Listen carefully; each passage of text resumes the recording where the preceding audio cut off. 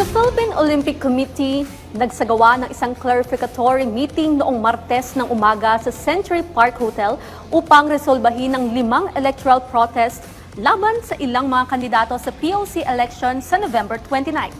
Yan ang ulat ni teammate Daryl Oclares.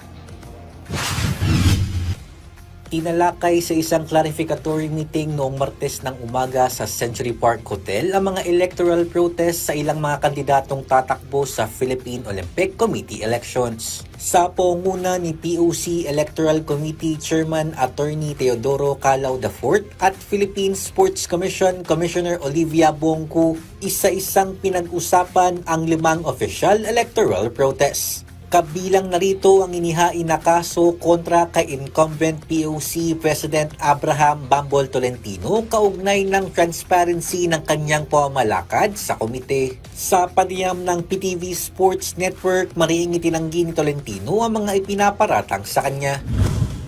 The issues, they're all allegations.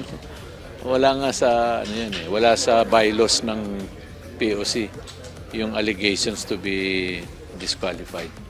Kung ano lang yun nasa bylaws, yun lang ang gamitin. Kung muling mananalo bilang Pangulo, isa lamang ang hangad ni Tolentino.